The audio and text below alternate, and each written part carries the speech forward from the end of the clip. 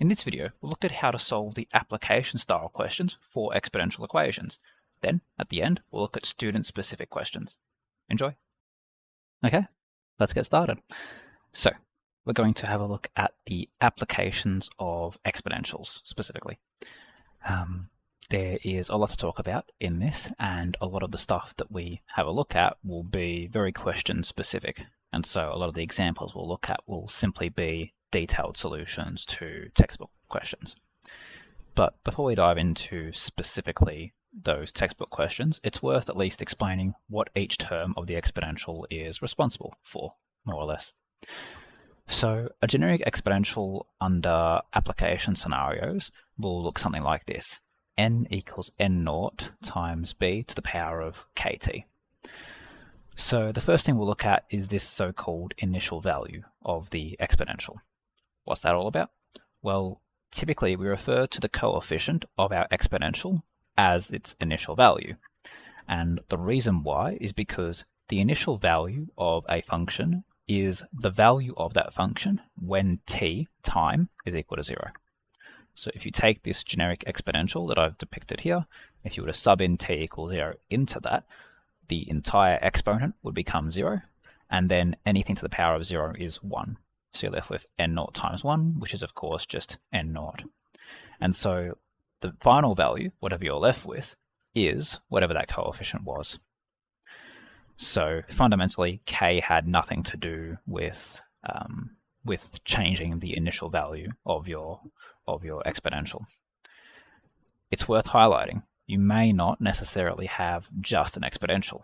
You might also have a vertical translation applied to it, a plus c term. Under those circumstances, your initial value isn't just dictated by n naught. Now this is pretty rare. This will be like maybe one in 100 cases. A lot of the times you do just get a generic exponential like this, but I thought it was worth mentioning on the off chance that they try to throw a curveball at you. So again, if you were to sub in t equals 0 into this equation, you would see, once again, b to the power of 0 disappears, but the c term is still there. And so your initial value will be split between n naught and your vertical translation term c. Okay, that's initial value. The next thing worth discussing is the base of the exponential. Now, all things being equal, the base of your exponential is going to dictate how fast or how slow the exponential rises. So in this example, we have two basic exponentials. One is 2 to the power of x, the other is 3 to the power of x. For the same value of x, g of x is going to rise faster, assuming we do x greater than 1, more or less. So f of 1 is always going to be smaller than g of 1, f of 2, f of 3, so on and so forth. We see that g of x is well and truly outpacing it.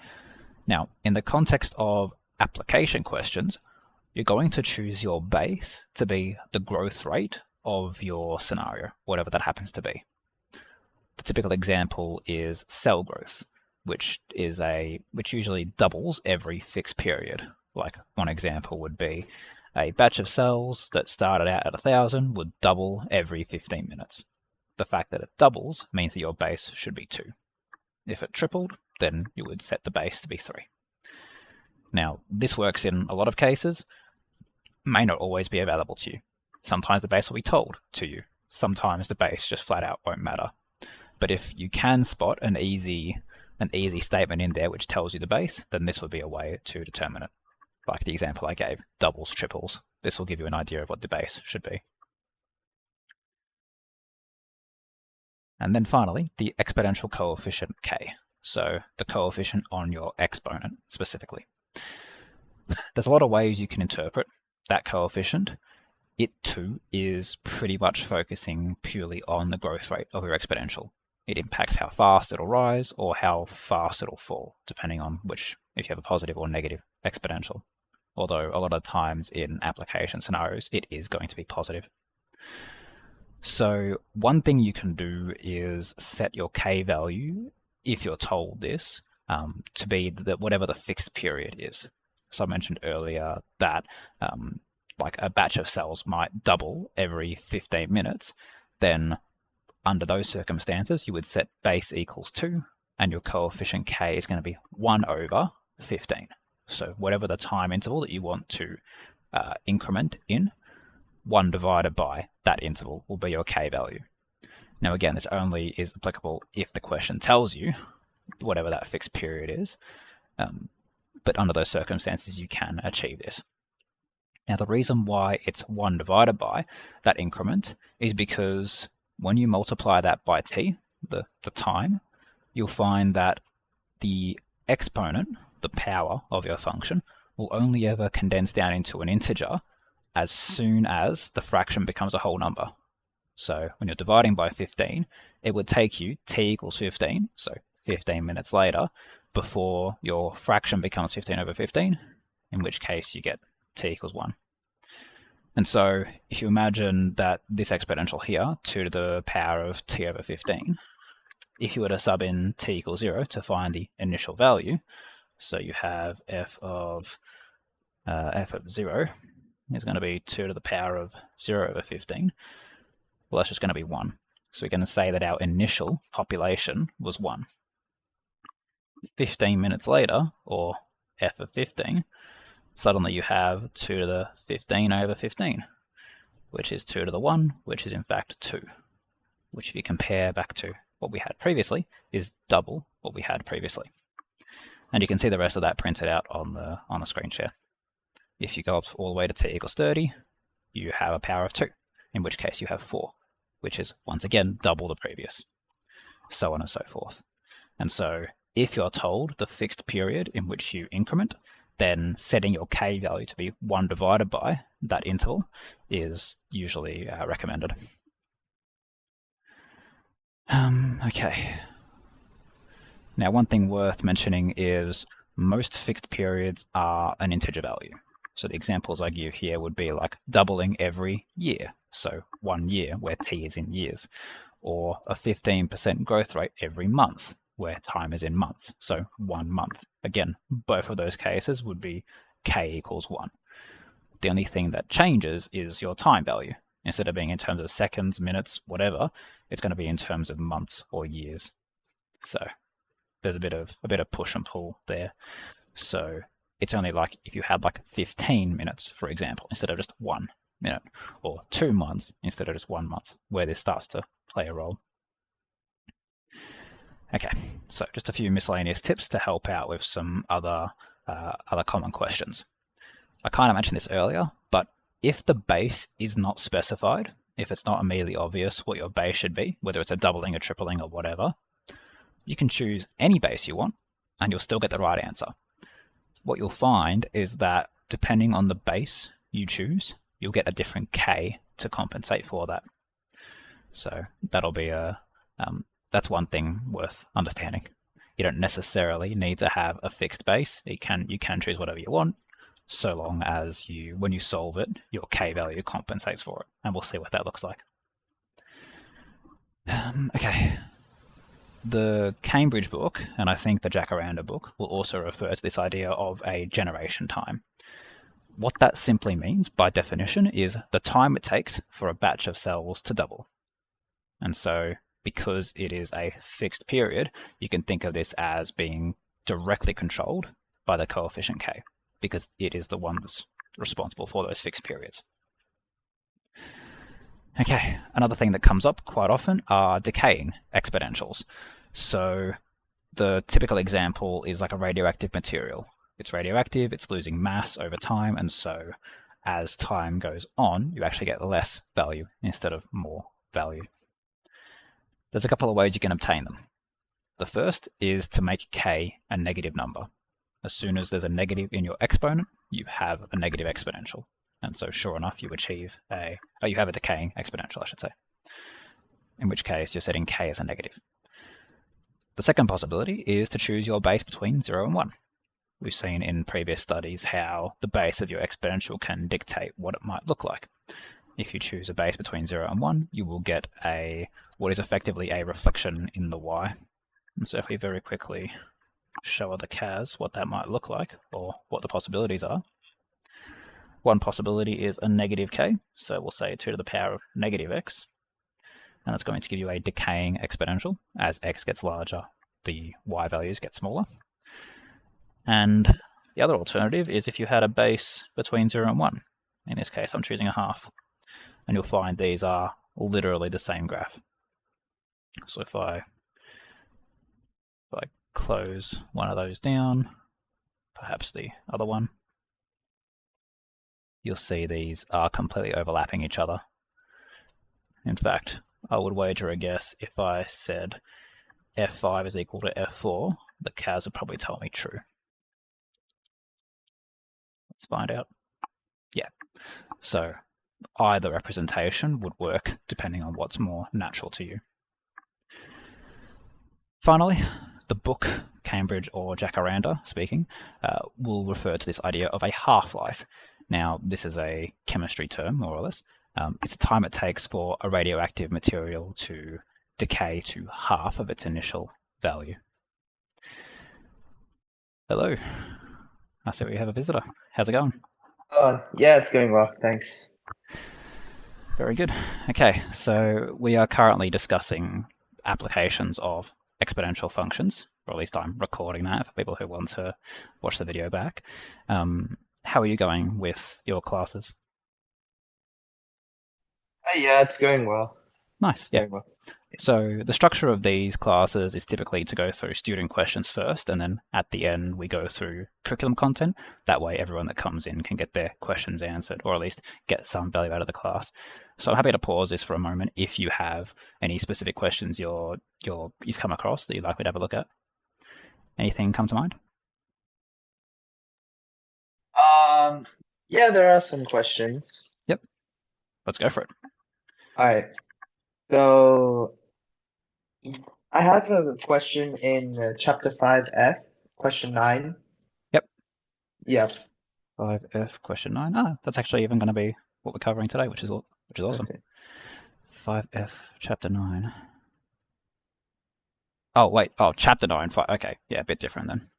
No. Question 9. Question Oh, 9 on yep. chapter 5, F, G, 5G. 5G, okay. Question 9. Oh, yep. I know this one intimately. Yep. Cool. So what kind of things have you tried to solve this one before? So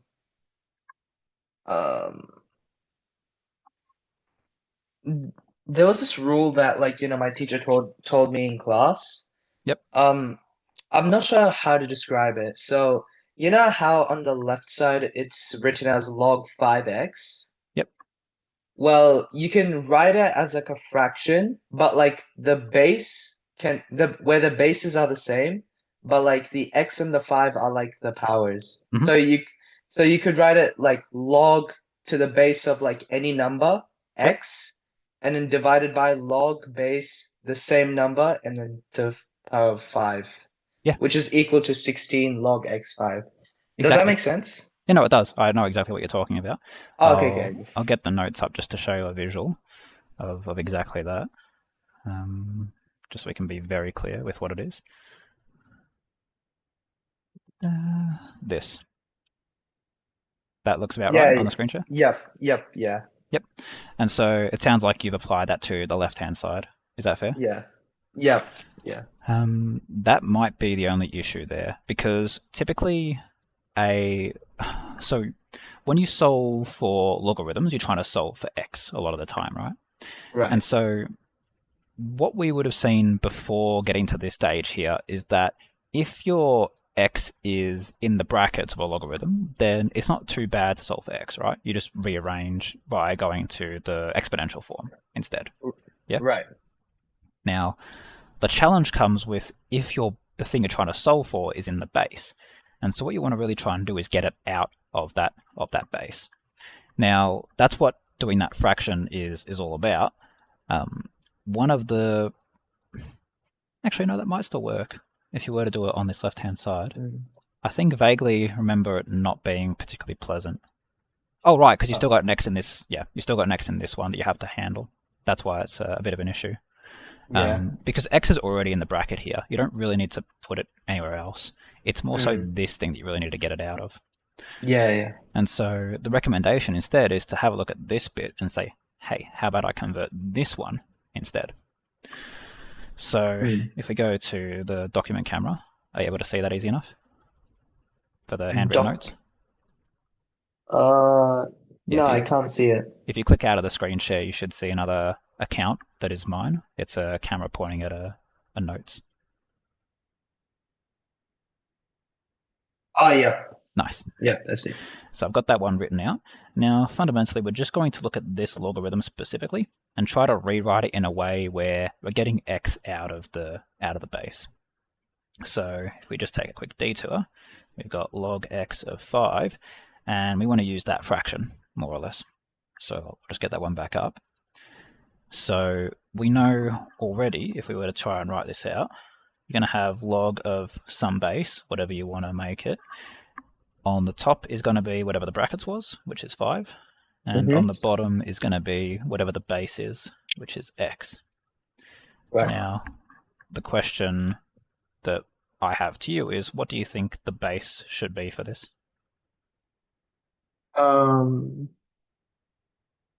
Should the base be x? If the base is x, what would happen? So if you choose base of x, then you're keeping x in the base again. Now this will cancel down, sure, but then you've just said log x5 equals log x5, which is a bit pointless. Oh, right. But no, decent guess. Choosing a value that's already somewhere in here is correct. You just got to pick the right one.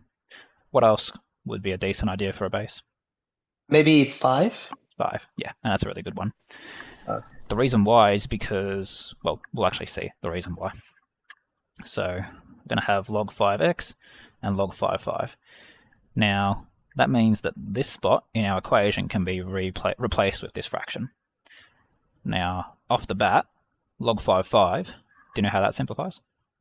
Yep, that simplifies to 1. Brilliant. Yeah, so that cancels out down to 1. And so what we basically have is a situation where we have log 5x from the left-hand side, and then 16 over log 5x. So the advantage of choosing your base to be 5 is twofold. Firstly, you kill a logarithm, which is really good. Don't want to have too much stuff to deal with. And the other is that now every logarithm in your equation has the same base. And so you can now use log laws or otherwise to simplify these things down a lot nicer. Okay. So where do you think we should go now that we have this? Do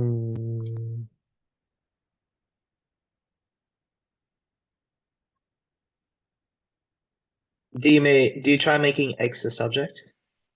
Ideally, yep. Okay. Trying to solve Yeah. for x, yeah. It'll be a bit of a stretch before we get there, but yeah.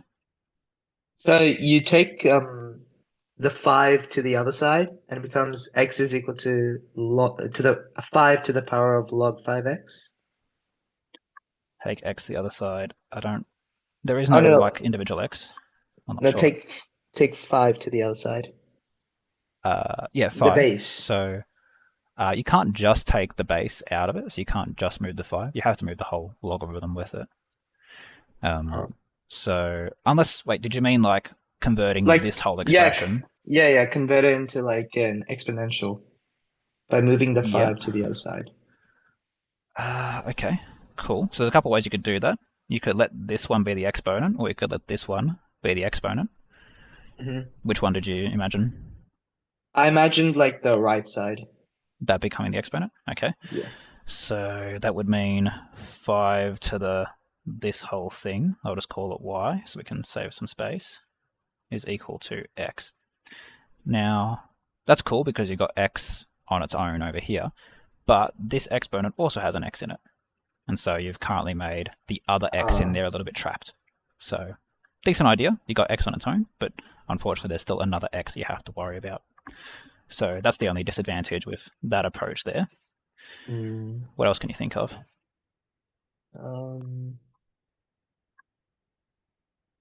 I'm not sure. That's okay.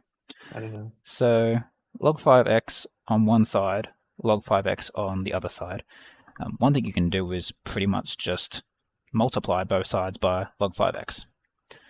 That will essentially get you log 5x squared on one side, log 5x squared, because it's, the same thing multiplied by itself. is equal to 16. This is good because now you've got only one logarithm you're dealing with. Technically two, but we've condensed it down to one. Okay. And now it becomes a little bit more clearer to see how you might get this on its own. So how might you start unwrapping this one? Mm. Yeah, just like, square the log so it'll become log. Does that say 5? Log Yeah, 5. that's log 5x. Okay. It'll become log 5 x squared. Or Do you mean putting the square inside the brackets of the logarithm? yeah, yeah. Okay. There's I'm not no log sure. law for that one, unfortunately. How about Oh, this? wait. Go ahead. You take the square to the other side and it becomes a square root. That's much better. Yeah, yeah. Yeah. So that's going to give us log 5x is equal to what? Log 5x is equal to plus or minus 4. Yeah, that's what I was looking for. That plus minus. Very good. Okay. Now we're in a very pretty simple situation. Sure, we might not have seen plus minuses before, but fundamentally we've just got logarithm equals something. How might Yeah. we get x on its own? Oh, we convert it into like an exponent, the right side as an exponential, so take 5 to the other side, and then you get x is equal to 5 to the power of plus or minus 4. Yeah. Yeah. X is equal to 5, power of plus minus 4. And that is a perfectly valid response there. You could also split that up into two things and say it's 625 and 1 over 625, I think, from memory. Yeah. Both of those would be acceptable, or just, yeah, leaving it like that. Okay. So I guess to summarize that, we started with this idea, like you already had the right idea to use the right equation to convert the base of a logarithm. The Hmm. main thing to keep in mind is under what conditions you might want to use that. And so fundamentally, if you're trying to solve for a specific variable, you use that technique when that variable that you're looking for is trapped inside the base. Because as soon as we can get it into a bracket, we can use our conversion to exponential form to free that variable. Okay. So that's the main thing to consider there. Everything else was purely just algebra from that point onwards. Convert, flip around, and then square root, convert to exponential. Cool. Mm. All right. Anything that I need to clarify there? Oh no, it's all good. Nice. I think you said you had a couple of questions. Do you have anything else? Oh yeah. Let me see.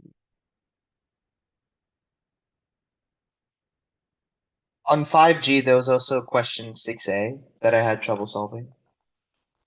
This one's 5G still. Yeah. Okay. Yeah. Okay. Let's see. Correct. Find A. Correct to three significant figures. Well, as soon as it says that, that's a CAS question. But let's see how far we can go. Probably not that far by hand, because you got. I'm saying the issue you've got is like you have two different bases. Yeah. Yeah. Yeah. Okay. So literally, the only thing you can really do tech free here is divide both sides by this logarithm, and then that's as far as you can go. Because to do any log law stuff, you need to have same bases. I guess you could play around with this technique that we mentioned here, which is changing the base of your logarithm. But doing that, you're still going to get to a situation where you have a logarithm as an answer. You're not going to get your three sig figs. So this does end up being a CAS question. Okay. Yeah. Yeah, as far as I would go tech free might be dividing by logarithm. It might be choosing one of these logarithms to go same base as the other. So maybe like converting this into a base of 6. But even then, that means, no, you can't even do that because that means you're going to have 3 logarithms in the same thing. Yeah, it's going to be a tech active. How can you tell from the textbook questions whether it requires CAS and which one doesn't? Yeah, so the dead giveaway is significant figures or decimal places. Pretty much like every time it mentions decimal places, you're not going to be doing that by hand. Okay. If it has to specify an accuracy, it means that the decimal is unbounded. It recurs forever. And so it wouldn't say it if it was just like 0.125 and that was it. It would actually say, hey, look, it goes on forever, so limit the answer. Okay. Usually the textbook does have a CAS logo on it if it says it's CAS specific. And sometimes they get a bit lazy with it though. Okay. Yeah. All right. Okay. Is it clear enough how you would do this on Kaz? Yeah. Cool. I think. Oh, can we just like practice? Yeah. Which Kaz do you have? Um, Your Inspire, this one, or the other one? I think the Tech Inspire one. This one that I've got? Wait. Yeah. Yep. Yeah. I do. Cool. Okay, so this is just going to be a classic case of using solve. So the shortcut for that, menu 3, 1, or menu algebra solve. And we're just going to plug it in. So a times log, what have we got, log 27 is equal to 3 minus log 614. So log 614, comma, whatever variable you're trying to solve for. In this case, it's a. If I just hit enter on that, you'll see this is what you would get tech-free if you were trying to rearrange it. And so you can see they've, well, in this case, they've actually converted everything to a natural logarithm because the Kaz tends to default to natural logarithm for some reason. You can see it's quite nasty. And so all you're going to do is control enter, and that'll give you the decimal that you're looking for. And you can see it's going to continue forever, more or less. Okay. All those steps clear enough? Yep. Cool. Yeah. You did get the exact value the first time though, right? When you hit enter? I had to press control enter. For the exact or for the decimal? Like for the decimal. Yeah, okay, good. So Exact, yeah. Yeah. Exact, I had to press enter, yeah. That's good, because some people leave their Kazas in like approximate, and that means you get the decimal first. Not fun. You don't want that. Okay. But okay, that's that one. B would be the exact same thing. Okay. If you wanted to do that tech-free, then you would just put this left-hand side logarithm on 6b as your exponent when you convert to your exponential form. But same idea, or more or less. Decimal place means Kaz. Okay. Sweet. Anything else? Oh, yep. There was also question 12b, same chapter, 5g. There's no 12. It goes at 10. Oh, there isn't. Wait a minute. Maybe 5. I'll go back one. No, that's just A12. 12G. 12G sounds like it'd be big. Sorry. 12b. 12B for which chapter? Because 5G caps out at 10.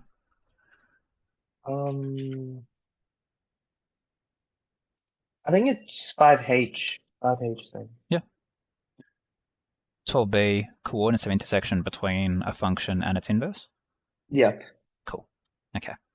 So what did you try to do here? I think I might know, but curious to hear anyway. Find the coordinates.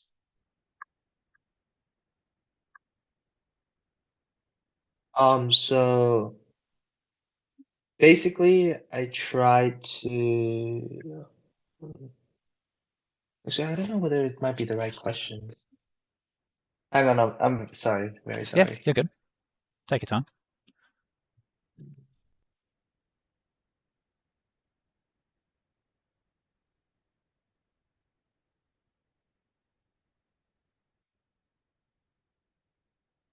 Do you remember the idea of the question? What was covered?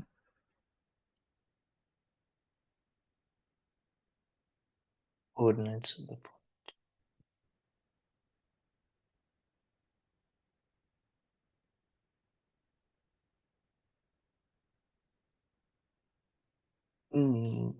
No, I don't. I don't know what I was doing. But I'm pretty sure, like, I needed help with 12b, question 12b. With some 12b somewhere. Okay. Yeah. Was it exponentials and logarithms related? Yeah. Okay, because we can just go through like top to bottom on the chapters until we find it. So there's no, that's the end of that.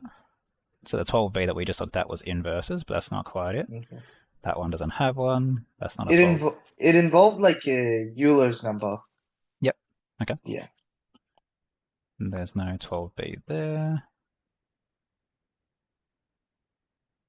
that caps out as 4, and now we're kind of getting a bit too far off. So not in Cambridge 3 and 4. Do you by chance use another Cambridge book? Your Unit 1 and 2 at all? Oh no. I'm just doing 3, 4. Maybe let's just go through 5H 12, question 12B. Yeah, that's fine. Yeah, let's just go through that. 5H. Cool. All right, so I'll give you a chance to digest what's going on there, and let me know how you might go about it. Mm.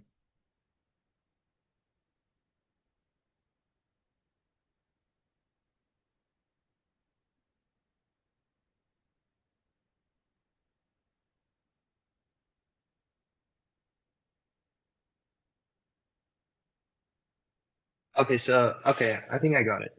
Yep. What might you do? Alright, so basically, you try finding the inverse of f of x, Yep. which will like turn into an exponential, Mm-hmm. and then you try doing simultaneous equations to solve for x. Simultaneous meaning you equate f of x to the inverse? Uh, Is like, it? yeah. Yeah, because there's only one, like, I guess, yeah, there's two functions, but simultaneous usually means you have an a and a b. So you just meant sub f of x, like f of x equals f inverse. Is that what you meant? Yeah, and you try solving for x. Mhm. Because points of you're trying to find like, the intersection point between the two graphs, so Yeah, and that I'm is pretty sure. yeah, no, that is a technique that will work. Okay. You'll find it very difficult, I'll put it that way, for this one. Oh. And you'll see why in a minute. So I'll very quickly just find the inverse of this function so we can get it started. So back to the handwritten bits, we have f of x is 2 natural log of x plus 3 plus 4. Swap the x and y. 2 natural log y plus 3 plus 4. Let's get this zoomed in a little bit better. You're going to have x minus 4 all divided by 2 equals natural log y plus 3. E to the x take 4 on 2 equals y plus 3. And so finally we can say that the inverse is e to the x take 4 on 2 minus 3. So that's what you would get from the inverse, unless I've done a minor mistake. And when you equate that to the logarithm, you now have an equation that is e to the x take 4 on 2 minus 3 is equal to 2 natural log x plus 3 plus 4. So how might you solve for x in that? Mm, yeah, it is very complicated. Very complicated. So one thing I'll do very quickly is do a rough sketch of these graphs. So exponential shifted down by 3. It's positive, so it goes up. Sort of looks something like this. And then for the logarithm, shifted left 3. And so it'll look basically like that. Okay. So this is our exponential, this is our logarithm. So one thing we can see quickly is these are where the intersection points are going to be. Let's see, is that good? Is there... Yeah, that's all within domain. Now, one specific thing about the line, about inverses, is that inverses are reflections about the line y equals x. And so one thing you can do here is realize that all these intersection points are going to be along the line y equals x, right? That's the whole idea. It's reflected about it, and so the only way they could ever touch is if both things were touching the mirror at the same time. Okay. Why does that matter? Well, that is a line, y equals x. So instead of having exponential equals logarithm, you could have exponential equals x, or you could have logarithm equals x. One of those is significantly, well, either of those would be significantly easier than doing exponential equals logarithm. Okay. Yeah, so that's how you would simplify that down a lot more. So what would be the easiest way to go about that? Probably knocking off the logarithm. probably. No, actually, even that, still a bit tough. E to the x take 4 all on 2 minus 3 is equal to x. And when you try to solve for x, you still stuff it into a logarithm. Is this a tech active or tech free? Doesn't say. Yeah, it doesn't say. Okay, that is interesting. I will just cas it out just to make sure there actually is a value for this. Otherwise, it might be a situation like this where you wouldn't do this by hand. Mm. So let's say we have our e to the x take 4 all divided by 2 take 3 is equal to x, comma x. Oh, I had a comma there by accident. Yeah, so no closed form exists. The cas isn't able to. Well, hang on. It's because I buggered this one up. Let's try that a little bit better. X take 4 divided by 2. Yeah, okay, so still the same idea where there is no real way to get specifically just x on its own. The only real solution is going to be a cas approach. So that works for maybe easier. Yeah, choosing to use just x as opposed to two complicated things tends to be good for tech free, but it's especially potent in tech active because when you have really complicated versions of these, the cas can go into like a little spinning wheel of death where it tries to think really, really hard and, well, it tends to struggle a lot. So if you think about how quick this is to get an answer, let's see if it struggles at all with this logarithm. It might not. It doesn't look too hard, this one. But others, like in an actual tech, like active question, you probably would have seen yourself that they get a bit crazy. Mm. Okay, so it's about the same speed there. But I guess the main thing we can have a look at here is that you'll see, in fact, those are the same answers, whether you equate it to the logarithm or x. Okay. So a nicer way of going about that. All right. So with those x values, do we write it in like two decimal places or? Yeah, I mean, this question's a bit broken. It should tell you the number of decimal places. Let's see, what did the book actually do? If I just sort of off screen grab up the answer stuff, I'll see what they did. Not that it really matters. The question will tell you decimal places for the question. Let's see, Because Cambridge. usually in sets they would specify like how much you would want to round it to. Yeah, they have But to. like yeah, if it doesn't, then we usually give it in exact values, I assume. Yeah, if it doesn't, you should give it an exact. If there is no exact, then the question is formatted incorrectly. It should always tell you decimals where appropriate. Okay, this is 12b, and we're doing 5h. What did they do? B of 5h.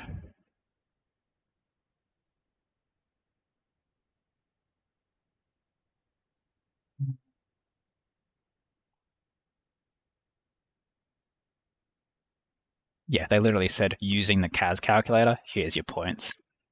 Oh, wait, what? Yeah, I'll see if I can change the screen share real quick just so you can see it. Might break a little bit. I'll fix it if it does. Did that change at all? Yeah, it changed. There you go. Using CAS Okay. calculator, here's your points. Oh. So the book does get a bit lazy with what it considers a CAS question or not, whether or not it labels it as a CAS. Hmm. Unfortunate, but at least now you know the strategies that you would use if it was a tech-free environment. You might want to consider simplifying things in that way. Hmm. Cool. Okay. Right. Okay, that's that one. Yeah, that's the only other 12b. So it makes sense if that was your question, if it was hard to solve that tech-free because you can't do it tech-free. Okay. That actually is pretty common.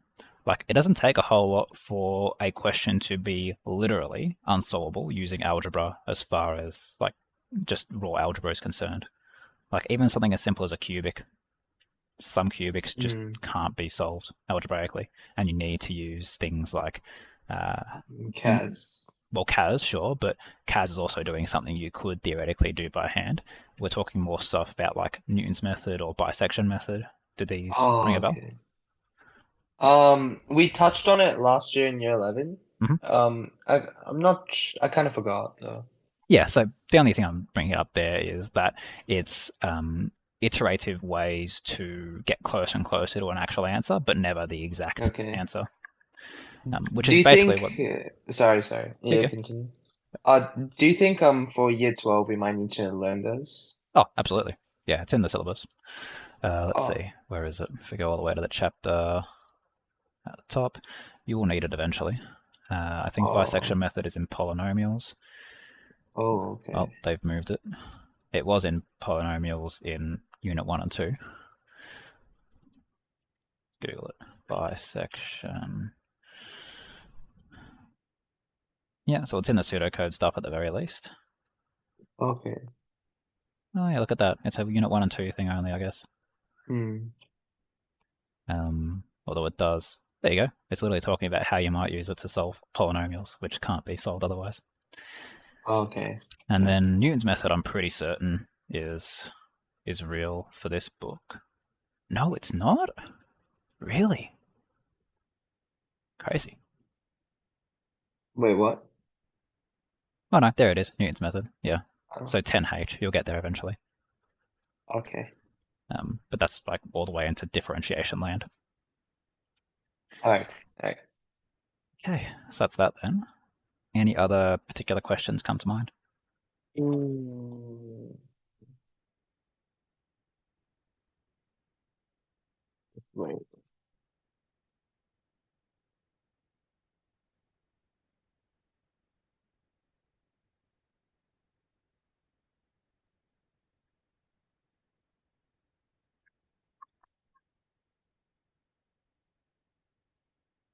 Mm,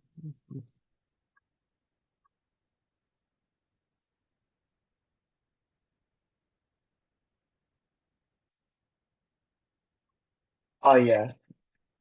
The Oh yeah. On 5A, a 5A question 9 D2. Yep. Okay. 5A question 9D2. Oh, yeah, 5A question 9D2. D2. Yeah. Find the Find the small. smallest. Okay. Let's see. So we got our equation. We got another equation. Find the smallest x for which C1 is less than C2. Um, the fact that they're talking about windows means this is a CAS thing. So you would do this with CAS as well. Have you tried it with CAS? No, I haven't. Yeah. Okay. So again, the same idea really, where you could do this tech free, but you're not going to get like the thing that they're after. So what would this actually look like tech free? Let's see. You're going to have a linear is equal to an exponential. Because you want to find the breakpoint, right? If you want to find where something is less than something else, you basically just want to find that Hmm. breakpoint. Right. Okay, linear equals exponential. You might. What would you do? What would you do? Is there a way to get? Well, you know what? Instead of trying to think super hard about that, I'll see. Can the CAS get it in a closed form? Because if not, then we can wrap it up just there. Can well, is there a closed form? So 10,000 times bracket 0.0004 to the x minus 1. Oh, that should be all in brackets.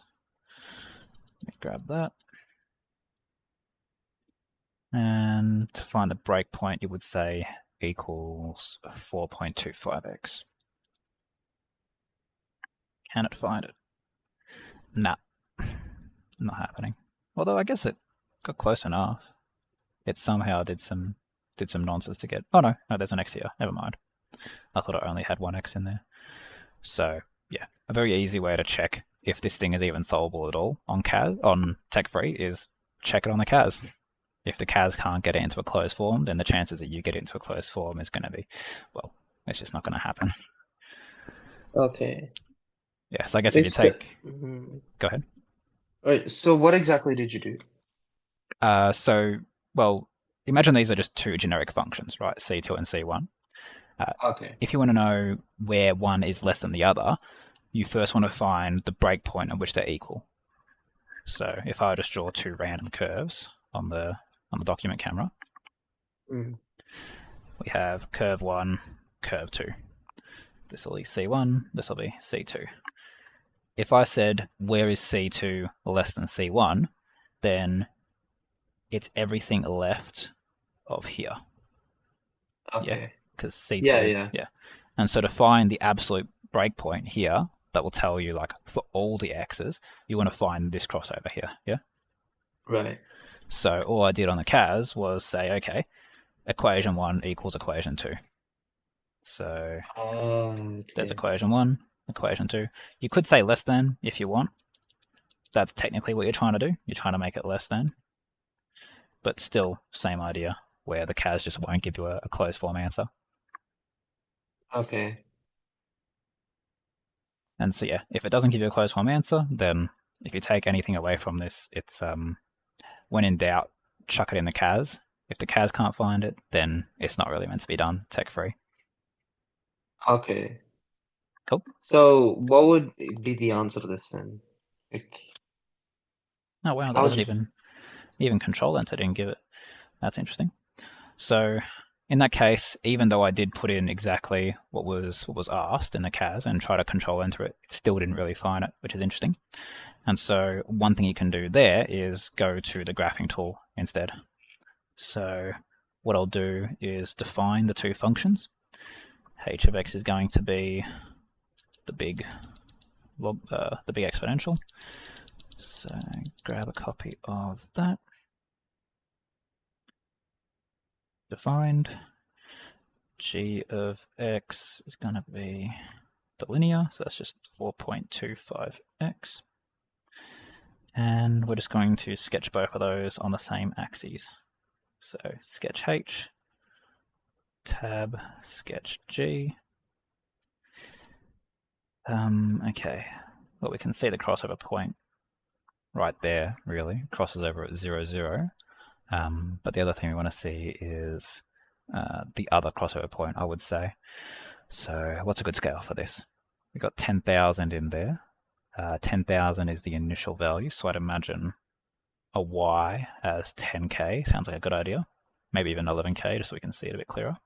Mm-hmm. X values, don't want to go too negative, just enough to see it. And how many days are we doing? So in BII, we saw it goes up to like 300 days. So maybe we'll just chuck in a 400. Yeah, that looks like shit. Okay. Let's, or is it even bigger than that? Did I plug in h of x correctly? H of x is that. Is that in fact h of x? 1,000 or 10,000 times that.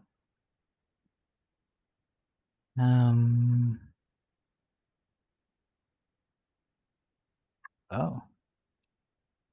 Did I plug it in? Where was it initially? 4e minus 4 doesn't feel like it's correct.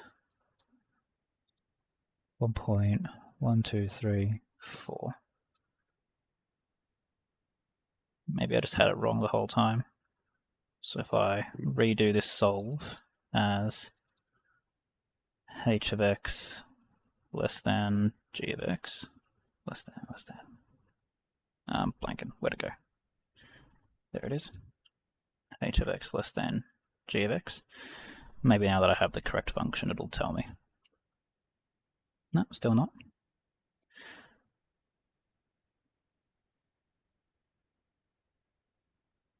G of x, h of x, g of x, h of x. Why are they overlapping each other?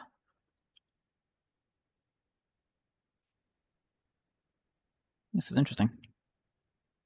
G of x is that. H of x is that. Initial definition was that. 10,000 times 1.004 to the x minus 1. Why then does it look weird? See if we can just zoom out just a little bit more. So let's say negative 400, and the y values can go to negative 10,000 as well. They both look damn near linear. Okay, I guess we'll just keep zooming in close and close until we find the right spot. Let's say it's from 200. It's going to be 100, 200. Okay, seeing a bit clearer there. 100, 50.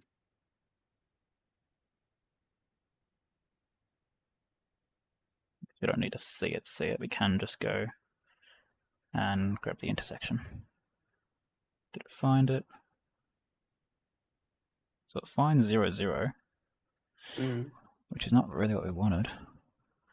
We wanted to see where they cross over again.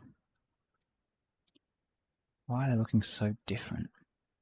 This should be an increasing exponential starting from 10,000. I think probably the exponential graph is like so large. That's why like some part of it is like looking as if it's linear. Yeah. I think probably that's why. Yeah. Because I did it on my CAS as well, and it's also showing it's a linear as well. Yeah. I'm just gonna make the x value like massive, y value massive, and we'll definitely find it in there if I just get the CAS tools to find it. Okay, now if I go for intersection, surely it'll find something. Still didn't find it there. Wow. Y max. Chuck it to 8. Surely it's going to be somewhere in here. My God. No, wait, wrong one. Menu 6, 4 for intersection.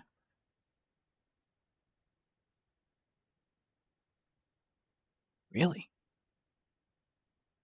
Something's got to be wrong with how I've plotted the graph, surely.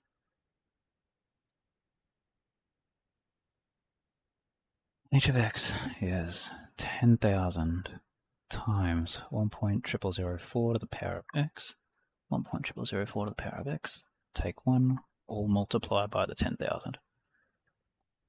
Yeah, weird one. So the whole goal there for me would be to sketch that on the graph and then use the graphing tools to find it. Is this even... You know what? I'll grab the answer from 5b, and then we can use that to set the window settings to see it. Maybe that will find it.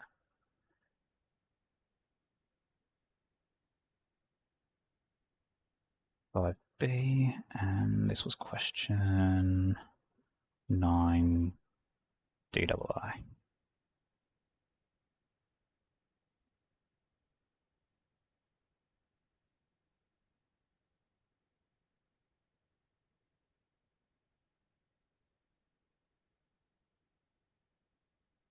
B, 9 DII. They don't have answers to it in my book. What? That is really interesting. There's no answer to it? Not in my book. Not in the PDF that I have. Oh. Wait, what? 5b. Yeah, Unit 3-4 solutions. Unit 3-4, 5b. That is really, really strange. What's a workaround? So maybe instead of this one, we could look at... Got another graphing tool that is my my desktop. Let's see. Yeah, that. Okay. So the function that we wanted was 10,000 times 1.0004 to the power of x, take 1. That simplifies to, zoom that all the way out. Linear, linear, linear, linear, linear, linear. Starting to look exponential, finally. Okay, it's going to start carking it if I... Oh! Don't tell me the book wrote it wrong, and it should be decaying it. Okay, we'll forget about that. Let's kill the grid, because I think that's breaking it a bit. And we'll kill the... not the numbers, but the distances. You have to zoom out that much? Yeah. I mean, I thought I set my window settings to look like this, but I guess I didn't go too negative, so it made it harder to see what was going on. Let's say 1,000. Let's say 1,000. Is that going to break? Yeah, okay. We're nicer now. Let's make this a little bit bigger. And the other one was just 4.25x. Yep.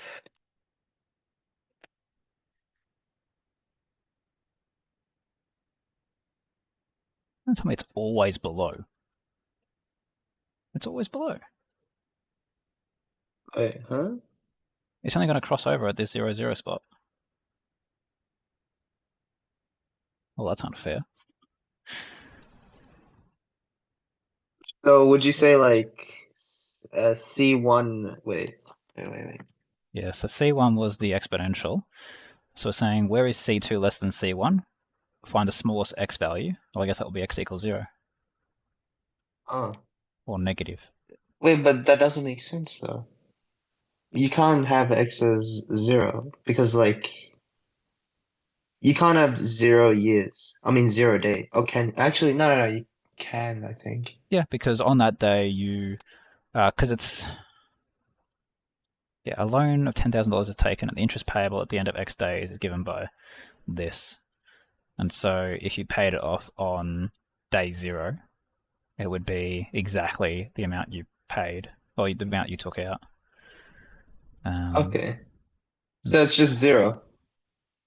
I guess. Yeah.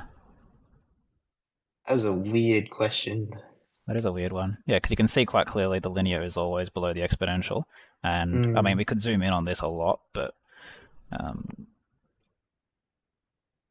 oh, hang on. Is that a crossover? Green, orange. Oh, hang on. Might have found it. Oh. Let's... x-axis can do ticks of 100. Set this to be between 0 and just eyeballing it roughly 500. Okay, there's a crossover here. Oh. So I guess set your window settings to that, and then whatever this spot is, so around 300 is going to be your breakpoint for that. But doesn't it like, cross over at like 0 as well? It does. It starts at 0. But for the first part, orange is above green, and then afterwards, green is above orange. So linear will be above exponential for the first like 300 or so days. Yeah, that was weird. I don't know why I couldn't find that on the CAS. I guess if you set your window settings more or less to what this is, then you'll find that. I don't think this can do an alias. Oh, maybe it can. Can I just click intersection? Sure, there's something.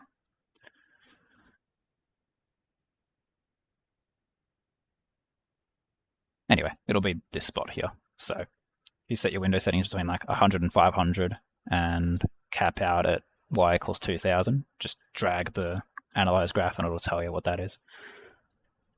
Cool. All right. All right. Going a bit over time here, so we'll call the lesson here. Okay. I appreciate you joining, and All right, I'll thank see you you in the next class. All right. Thanks. Thanks so much. Take care.